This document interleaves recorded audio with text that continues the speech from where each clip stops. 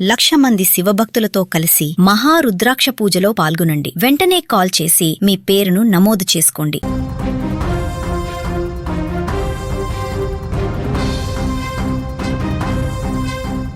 ప్రముఖ choreographer actor Raghava Lawrence రాజకీయాల్లోకి రానున్నారా అంటే తాజా పరిణామాలు అవునని అంటున్నాయి. ఆయన టీవీకే తరపున పోటీ చేస్తారనే ప్రచారం తమిళనాడులో ఊపందుకుంది. తమిళనాడు సీఎం విజయ్ అసెంబ్లీ ఎన్నికల్లో 2 స్థానాల్లో గెలుపొందడంతో తిరుచి ఈస్ట్కి రాజీనామా చేశారు. దీంతో మరికొన్ని నెలల్లో అక్కడ ఉప ఎన్నిక జరగనుంది. దీంతో అక్కడి నుంచి ఈసారి టీవీకే పార్టీ తరపున లారెన్స్ దిగుతారనే ప్రచారం జరుగుతోంది. అయితే టీవీకే పార్టీ కానీ లారెన్స్ స్వయంగా కానీ దీనిపై ఇప్పటి వరకు ఎలాంటి అధికారిక ప్రకటన చేయలేదు. దీనికి సంబంధించి మరింత సమాచారాన్ని మా బ్యూరో చీఫ్ విజయ్ అందిస్తారు. విజయ్ చెప్పండి, విజయ్ రాజీనామా చేసిన తిరుచి ఈస్ట్ స్థానంలో రాఘవ లారెన్స్ పోటీ చేస్తారనే ప్రచారం ఎంతవరకు నిజం? ఇటు టీవీకే పార్టీ నుంచి ఏమైనా సంకేతాలు వచ్చాయా? విజయ్ ఇప్పుడు ప్రస్తుతం అయితే సీఎం గా కొనసాగుతున్న విజయ్ 2 స్థానాల్లో ఎమ్మెల్యేగా గెలుపొందారు. అది ఒకటి చెన్నై నగరంలో ఉన్నటువంటి పెరంబూరు నియోజకవర్గం, రెండోది తమిళనాడు సెంట్రల్ తమిళనాడుగా పిలిచేటువంటి తిరుచి జిల్లాలో ఉన్న తిరుచి ఈస్ట్ నియోజకవర్గం నుంచి ఆయన 2 చోట్ల ఎమ్మెల్యేగా పోటీ చేశారు ఎన్నికల సమయంలో. అయితే ఎమ్మెల్యేగా ఎక్కడైనా కూడా ఒక్క స్థానంలోనే కంటిన్యూ చేయాల్సినటువంటి పరిస్థితి ఉంది కాబట్టి, సో ఆయన సీఎంకి ముందు అయ్యేటువంటి సమయంలోనే, అంటే బల నిరూపణ చేసుకునేటువంటి సమయంలోనే ఆ స్థానానికి ఆయన రాజీనామా చేసినటువంటి పరిస్థితి. అంటే ఎక్కడ తిరిచి ఈస్ట్కి సంబంధించి. సో ఇక్కడ మరొక 6 నెలల లోపల, అంటే ఎమ్మెల్యే పదవి పోయిన తర్వాత లేదంటే రాజీనామా చేసిన తర్వాత ఆ స్థానంలో 6 నెలల తర్వాత తిరిగి ఉప ఎన్నికలు జరగాల్సినటువంటి పరిస్థితి ఉంది. కాబట్టి రాబోయేటువంటి ఒక 5 నెలల లోపే ఉప ఎన్నిక జరగాల్సి ఉంది. సో ఇక్కడి నుంచి టీవీకే పార్టీ ఎవరిని బరిలోకి దించే అవకాశం ఉంది అని చాలా రకాల ఊహాగానాలు అయితే తెర మీదకి వచ్చాయి. మొదట విజయ్ కుటుంబానికి సంబంధించినటువంటి వ్యక్తులు, ఆయన తండ్రి చంద్రశేఖర్ పోటీ చేస్తారన్నారు. ఆ తర్వాత విజయ్కి అత్యంత ఆప్తురాలుగా ఉన్నటువంటి, సన్నిహితురాలుగా ఉన్నటువంటి త్రిష ఇక్కడి నుంచి పోటీ చేస్తారనేటువంటి ఒక ఊహాగానాలు వచ్చాయి, చర్చ కూడా వచ్చాయి. సో త్రిషని ఇక్కడి నుంచి, అంటే విజయ్ గెలుపొందినటువంటి స్థానం కాబట్టి ఖచ్చితంగా విజయ్ కుటుంబానికి సంబంధించినటువంటి వ్యక్తులే ఇక్కడ పోటీ చేస్తారనేటువంటి ప్రచారం కూడా జరిగింది. కానీ ఆ త్రిషని విషయాన్ని ప్రస్తుతానికి పక్కన పెట్టారు. ఆ తర్వాత చంద్రశేఖర్ కూడా పోటీ చేసేటువంటి అంశం ఎక్కడ కూడా పెద్దగా ప్రస్తావనకు తీసుకురాలేదు టీవీకే పార్టీ వర్గాలు. అయితే ఇప్పుడు గత 2 రోజుల నుంచి కూడా తమిళనాడు రాజకీయాల్లో ప్రధానంగా వినిపిస్తున్నటువంటి పేరు రాఘవ లారెన్స్. సో దర్శకుడు, కొరియోగ్రాఫర్, అటు తెలుగు భాషలోను అలాగే తమిళ్లోను మంచి క్రేజ్ ఉన్నటువంటి వ్యక్తిగా రాఘవ లారెన్స్ కు గుర్తింపు ఉంది. అదేవిధంగా ఏ విధంగా అయితే విజయ్ రాజకీయాల్లోకి రాకముందు సేవా కార్యక్రమాల ద్వారా తన అభిమాన సంఘాలతో కలిసి ఏ విధంగా ఆయన చారిటీ కార్యక్రమాలు నిర్వహించారో, అదే తరహాలో ఇప్పటికే లారెన్స్ కూడా తమిళనాడు అలాగే తెలుగు రాష్ట్రాల్లో కూడా చాలా మంది కళాకారులకు, పేద కళాకారులకు అండగా ఉంటున్నాడు లారెన్స్. అదేవిధంగా అంగవైకల్యం ఉన్నటువంటి చాలా మంది పిల్లలకు ఒక పెద్ద భరోసాగా నిలిచాడు లారెన్స్. వాళ్ళని చదివించడం, వాళ్ళకి అవసరమైనటువంటి వైద్య సేవలు అందించడం, అలాగే వాళ్ళకి సంబంధించినటువంటి సర్జరీస్ చేయించడం, అలాగే చాలా మంది అనాథ పిల్లల్ని కూడా చదివించడం, అలాగే వాళ్ళకి సంబంధించినటువంటి ఒక ఆర్ఫన్ హోమ్స్ ని కూడా నిర్వహించడం, ఇలా రకరకాల సేవా కార్యక్రమాలు నిర్వహిస్తున్నాడు లారెన్స్.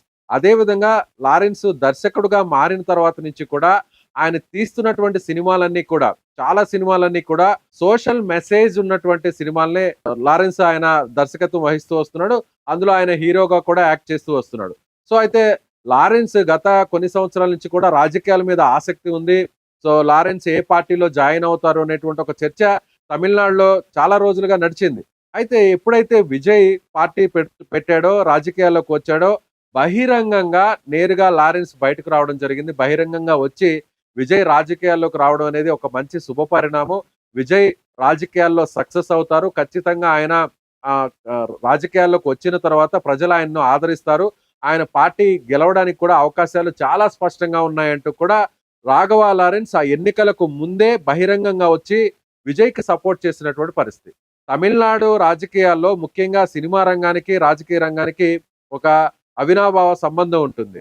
ఎక్కడా కూడా రాజకీయాల మీద పెద్దగా సినిమా ఇండస్ట్రీకి సంబంధించినటువంటి వ్యక్తులు ఎక్కడా కూడా బహిరంగంగా ఒక స్టేట్మెంట్ ఇవ్వనటువంటి పరిస్థితి. ఎందుకంటే ఏదైనా ఒక పార్టీకి సంబంధించినటువంటి అనుకూలంగా స్టేట్మెంట్ ఇస్తే ప్రత్యర్థి పార్టీలకు వ్యతిరేకంగా ఉండడము, అలాగే వాళ్ళు అధికారంలోకి వస్తే ఒక రకంగా ఏదన్నా ఇబ్బంది పెట్టేటువంటి పరిస్థితులు ఉంటాయనేటువంటి ఉద్దేశంతో చాలా మంది సినీ రంగానికి సంబంధించినటువంటి ప్రముఖులు రాజకీయాలతో వాళ్ళకు వ్యక్తిగతంగా ఏదన్నా అభిప్రాయం ఉన్నా కూడా బహిరంగంగా ఎక్కడ కూడా ఓపెన్ స్టేట్మెంట్ ఇచ్చేటువంటి పరిస్థితులు ఉండవు తమిళనాడులో.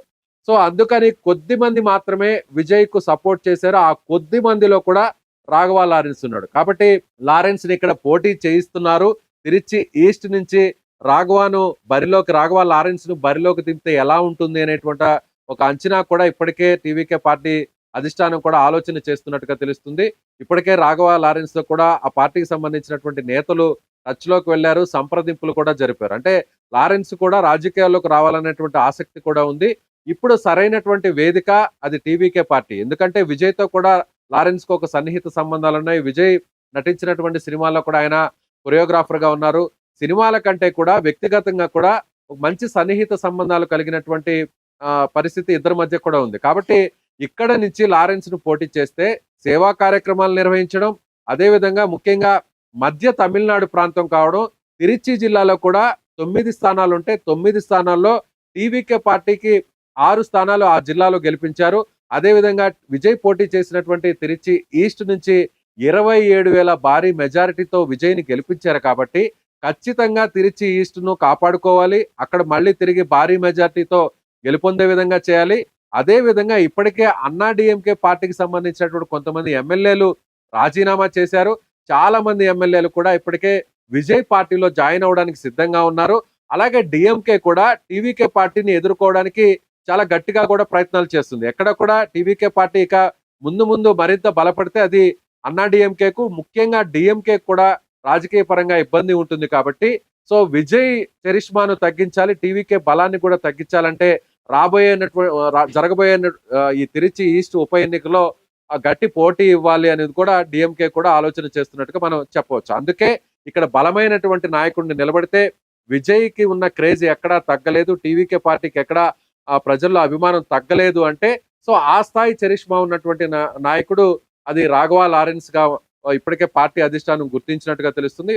సో లారెన్స్ తో కూడా సంప్రదింపులు జరిపారు. లారెన్స్ కూడా పోటీ చేయడానికి సిద్ధంగా ఉన్నట్టుగా తెలుస్తుంది. ఆయన రీసెంట్ గా ఒక మీడియాతో కూడా మాట్లాడుతూ ఒకవేళ విజయ్ అలాంటి ఆలోచన చేసి ఆయన ఏ స్థానం నుంచి అయినా అంటే ఆయన ఒకవేళ ఆఫర్ చేస్తే ఆయన పోటీ చేయాలని పిలుపునిస్తే తాను కూడా సిద్ధంగా ఉన్నట్టుగా కూడా పరోక్షంగా లారెన్స్ కూడా స్టేట్మెంట్ ఇచ్చినటువంటి పరిస్థితి. సో ఈ సమీకరణాలన్నీ చూస్తే అక్కడ నుంచి రాష్ట్ర వ్యాప్తంగా ముఖ్యంగా మధ్య తమిళనాడులో, సెంట్రల్ తమిళనాడులో టీవీకే పార్టీ మరింత పుంజుకోవాలంటే కూడా, యువతలో క్రేజ్ మరింత పెరగాలంటే కూడా లారెన్స్ ఆప్షన్ అనేది చాలా కరెక్ట్ గా టీవీకే పార్టీ ముఖ్యంగా విజయ్ ఆలోచన చేస్తున్నాడు.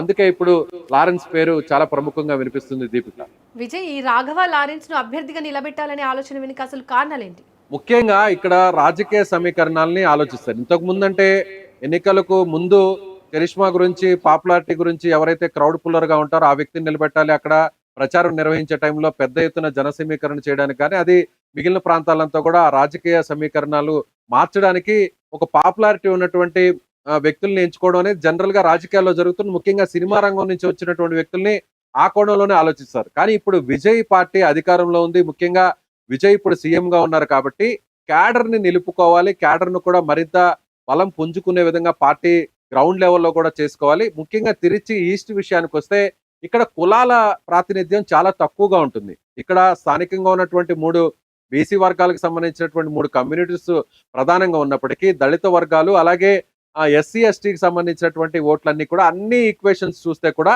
సమానంగా ఉంటుంది. ఏ ఒక్క కులం డామినేషన్ కూడా పెద్దగా ఇక్కడ ఉండదు. కాబట్టి ఇక్కడ యువత ఓట్లు చాలా కీలకంగా ఉన్నాయి తిరుచి ఈస్ట్ నియోజకవర్గంలో. అందుకే విజయ్ ఈ నియోజకవర్గాన్ని ఎంచుకున్నారు, అలాగే చెన్నై నియోజకవర్గాన్ని ఎంచుకున్నారు. ఎందుకంటే చెన్నైలో పోటీ చేస్తే చెన్నైలో ఉన్నటువంటి 24 నియోజకవర్గాల మీద ప్రధానంగా ఆ ప్రభావం చూపిస్తుంది అనేటువంటి ఉద్దేశంతో విజయ్ అక్కడ పోటీ చేయడం జరిగింది. అలాగే తమిళనాడు మధ్య భాగంలో ఉన్నటువంటి జిల్లాలో ఉన్న తిరుచి ఈస్ట్ నుంచి పోటీ చేస్తే తమిళనాడు చుట్టుపక్కల ఉన్నటువంటి ఆ ప్రాంతాల మీద ఇంపాక్ట్ ఉంటుంది అనేటువంటి ఉద్దేశంతో అక్కడ కూడా పోటీ చేసేవచ్చు. 2 చోట్ల ఈ సమీకరణాలు సక్సెస్ అయ్యాయి. విజయ్ అనుకున్నట్టుగానే మెజారిటీ 99% మొత్తం అక్కడ చెన్నై మహానగరంలో అన్ని సీట్లను కూడా దాదాపు 90% సీట్లను టీవీకే పార్టీ గెలుపొందింది. డిఎంకేకు ప్రధానంగా దెబ్బ తగిలింది కూడా అక్కడే. ఎందుకంటే డిఎంకే మొదటి నుంచి కూడా బలమైనటువంటి జిల్లాగా చెప్పుకుంటే చెన్నై జిల్లానే చెప్పుకోవాలి, చెన్నై నగరాన్నే చెప్పుకోవాలి. సో గురుచూసి విజయ్ అక్కడే కొట్టారు కాబట్టి డిఎంకేకి పెద్ద నష్టం అక్కడ జరిగింది. తిరుచిలో కూడా మొదటి నుంచి కూడా డిఎంకేకి బలమైనటువంటి జిల్లాగా తిరుచి ఉంది. ఇప్పుడు అక్కడ కూడా 9 నియోజకవర్గాల్లో 6 స్థానాలను టీవీకే గెలవడం, 2 స్థానాలకు మాత్రమే డిఎంకే పరిమితం అవడం కాబట్టి రాబోయేటువంటి ఎన్నికల్లో ముఖ్యంగా జరగబోతున్నటువంటి స్థానిక సంస్థల ఎన్నికలు కావచ్చు, మున్సిపల్ ఎన్నికల సమయానికి టీవీకే పార్టీని పూర్తి స్థాయిలో బలోపేతం చేసేటువంటి ఆలోచనలో విజయ్ ఉన్నాడు. అందుకే ఇప్పుడు రాష్ట్ర వ్యాప్తంగా పాపులారిటీ ఉండి ముఖ్యంగా యువత ఓట్లను పూర్తిగా కాపాడుకునే విధంగా యువతలో క్రేజ్ ఉన్నటువంటి లారెన్స్ ఆప్షన్ అందుకే తీసుకున్నారని చెప్పొచ్చు. విజయ్, ఇటు ఉప ఎన్నికల షెడ్యూల్ పై ఏమైనా స్పష్టత ఉందా?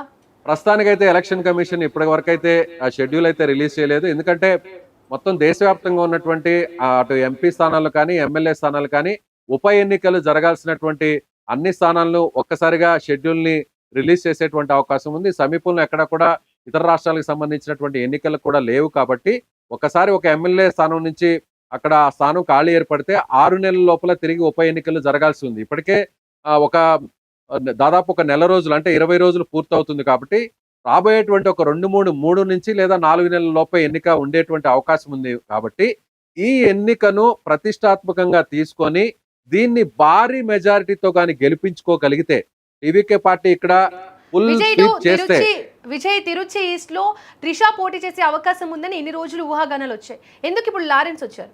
ఎస్ దీపిక, అదే పూర్తిగా ఒకవేళ అక్కడ స్వీప్ చేస్తే సో విజయ్ క్రేజ్ అలాగే ఉంది, ప్రజల్లో ప్రతిపక్షాలకు అవకాశం లేకుండా అవుతుంది అనేటువంటి ఉద్దేశంతోనే ఖచ్చితంగా ఈ స్థానాన్ని భారీ మెజారిటీతో గెలవాలని టీవీకే పార్టీ ముఖ్యంగా సీఎం విజయ్ ఆలోచన చేస్తున్నారు.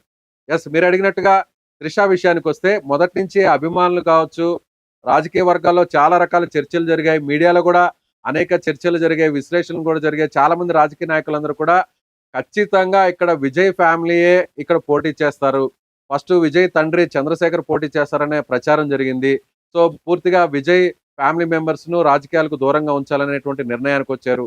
తెర వెనుక మాత్రమే తన తండ్రి పాత్ర ఉంటుంది. ఎక్కడా కూడా తెర ముందు అంటే ప్రత్యక్షంగా ఎక్కడా కూడా ఫాదర్ ని ఇన్వాల్వ్ చేసే పరిస్థితి లేదు. ఎందుకంటే విజయ్ తీసుకుంటున్నటువంటి నిర్ణయాలన్నీ కూడా చాలా డేరింగ్ అండ్ డాషింగ్ గా ఉన్నాయి. ఎవరు కూడా ఊహించని విధంగా విజయ్ తన నిర్ణయాలని తీసుకుంటున్నారు.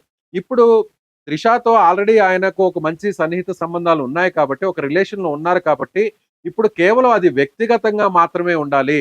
సో అందరూ కూడా విజయ్ త్రిషతో ఒక రిలేషన్ లో ఉన్నాడు, ఆల్రెడీ విజయ్ సతీమణి విజయ్ భార్య ఎన్నికలకు ముందు ఆయన మీద కోర్టులో కేసు వేయడం, విడాకుల ఇష్యూను కూడా పెద్ద ఎత్తున అది వైరల్ కావడం, ఆ తర్వాత విజయ్ ని రాజకీయంగా డ్యామేజ్ చేయడానికి కూడా ప్రతిపక్షాలు ప్రయత్నం చేసే ఇదంతా కూడా జరిగింది. కానీ ఎక్కడా కూడా ఆ విషయాన్ని పట్టించుకోలేదు. కేవలం అది విజయ్ కు వ్యక్తిగతమైన జీవితానికి సంబంధించినటువంటి అంశం, అది ఎక్కడా కూడా త్రిషకు విజయ్ రాజకీయాలకి ముడిపెట్టకూడదు అనేటువంటి ఉద్దేశంతోనే ఎవరు కూడా అంశాన్ని పెద్దగా పట్టించుకోకుండానే అందరూ పాజిటివ్ గా తీసుకొని విజయ్ని ఆ స్థాయిలో గెలిపించారు అనేది అందరికీ జగమెరిన సత్యంగా మనం చెప్పుకోవచ్చు. అయితే ఇప్పుడు మళ్ళీ తిరిగి విజయ్ త్రిషకు ఇప్పటికిప్పుడే వెంటనే నేరుగా అక్కడ పోటీ చేస్తే ఒక రాంగ్ మెసేజ్ క్యాడర్లోకి వెళుతుంది, వ్యక్తిగత జీవితాన్ని అలాగే రాజకీయ జీవితాన్ని ముడిపెట్టడం సరికాదు అనేటువంటి ఉద్దేశంతోనే త్రిష ఆప్షన్ ని ప్రస్తుతానికి పక్కన పెట్టారని చెప్పుకోవచ్చు. రీసెంట్ గా కూడా హీరో అజిత్ కి సంబంధించినటువంటి తల్లి చనిపోయినప్పుడు ఎవరేమనుకున్నా కూడా నేరుగా త్రిష విజయ్ ఇద్దరు నేరుగా కారులోనే వచ్చి అది వ్యక్తిగత జీవితానికి సంబంధించినటువంటి వ్యవహారం కాబట్టి ఇద్దరు నేరుగా వచ్చి అక్కడ అజిత్ ని పరామర్శించారు, వాళ్ళ కుటుంబంతో అక్కడ పరామర్శించి కాసేపు ఇద్దరు కూడా ఉన్నారు. అంటే త్రిష అనేటువంటి అంశం విజయ్ కు రాజకీయ జీవితానికి సంబంధించినటువంటి అంశం కాదు, అది పూర్తిగా తన వ్యక్తిగతమైన జీవితానికి సంబంధించినటువంటి అంశం కాబట్టి దాన్ని ఆ కోణంలోనే చూడాలి అనేటువంటి ఒక మెసేజ్ ని ఆయన రాజకీయ వర్గాలకు ప్రజలకు కూడా పంపించారని చెప్పాలి.